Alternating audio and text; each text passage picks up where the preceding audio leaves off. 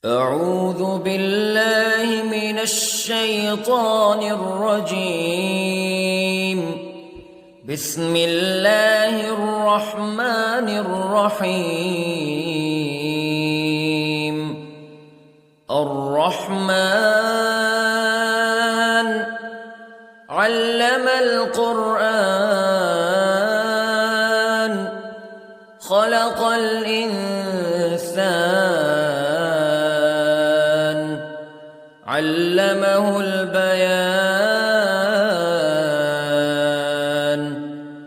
الشمس والقمر بحسبان والنجم والشجر يسجدان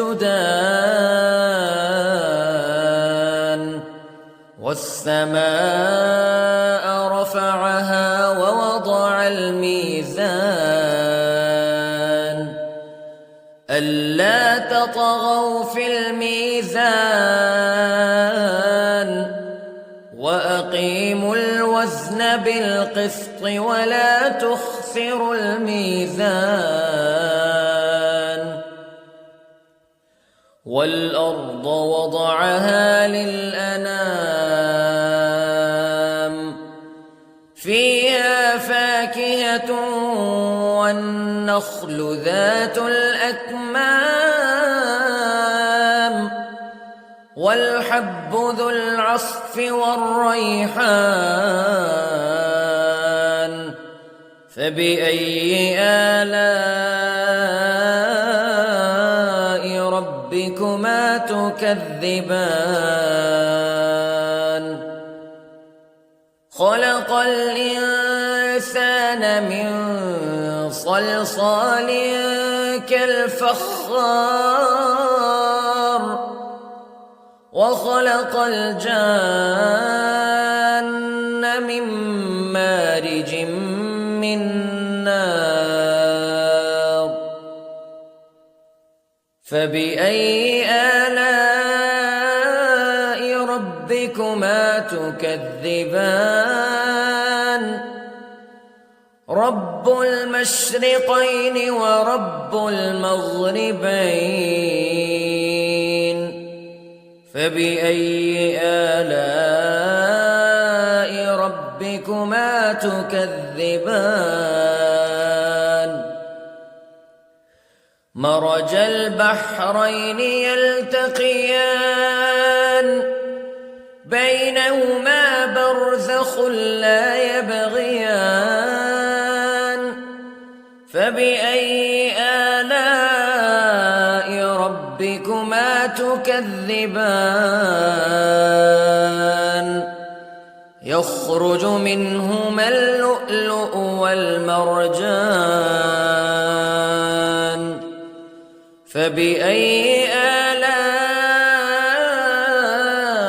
ربكما تكذبان. وله الجوار المنشآت في البحر كالأعلام فبأي آلاء ربكما تكذبان. كل من عليها فان ويبقى وجه ربك ذو الجلال والإكرام فبأي آلاء ربكما تكذبان. يسأله من في السماوات والأرض كل يوم هو في شأن فبأي آلاء ربكما تكذبان. سنفرغ لكم أيها الثقلان فبأي آلاء ربكما تكذبان.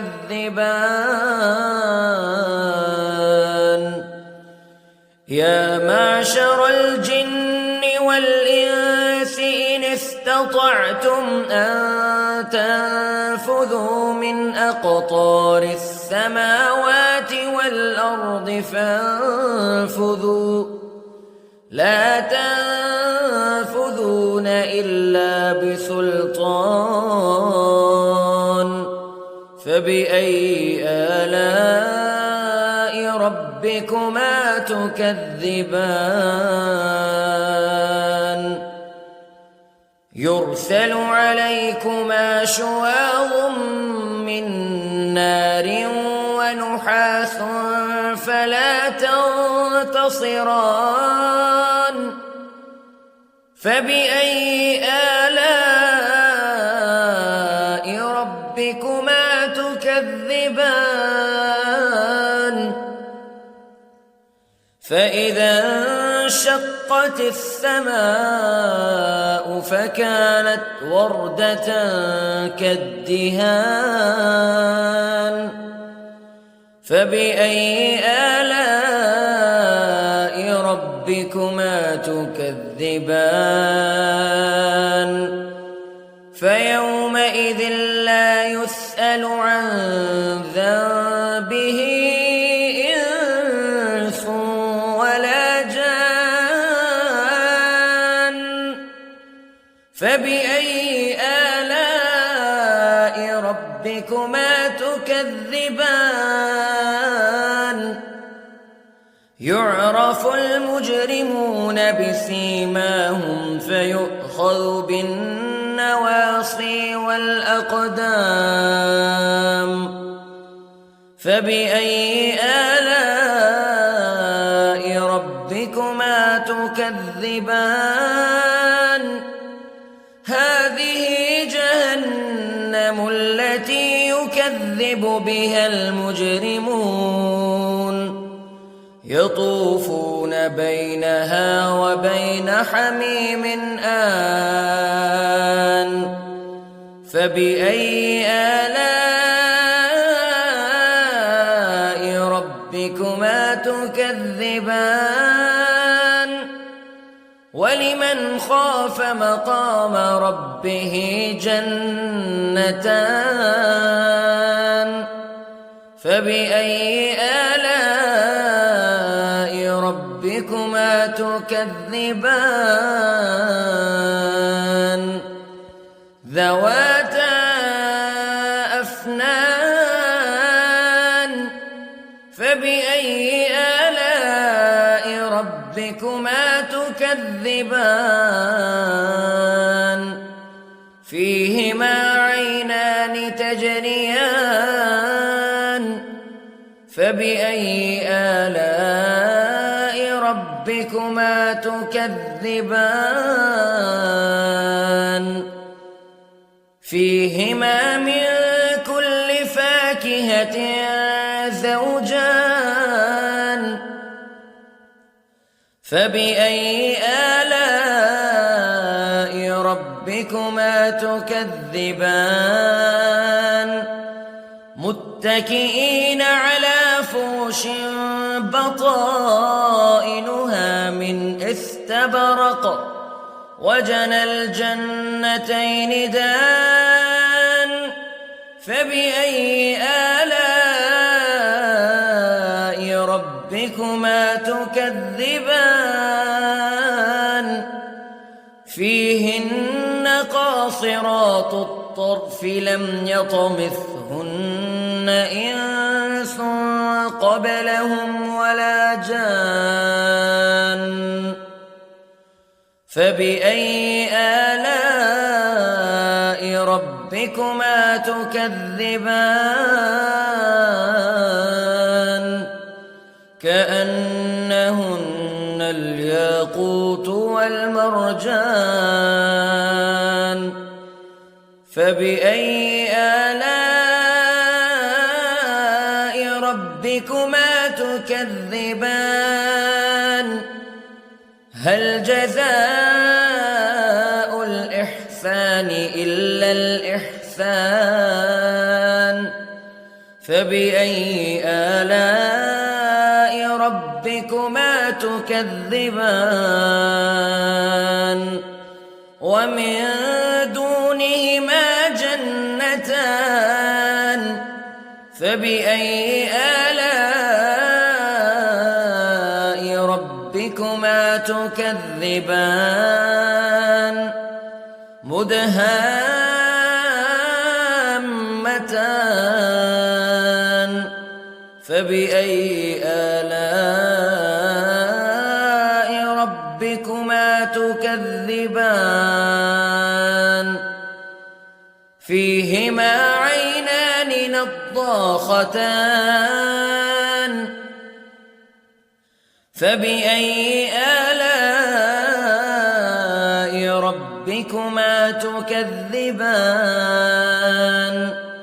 فيهما فاكهة ونخل ورمان فبأي آلاء ربكما تكذبان فيهن خيرات حسان فبأي آلاء ربكما تكذبان حور مقصورات في الخيام فبأي آلاء ربكما تكذبان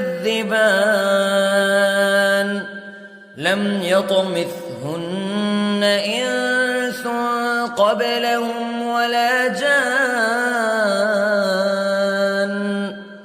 فبأي آلاء ربكما تكذبان متكئين على رفرف خضر وعبقري حسان فبأي آلاء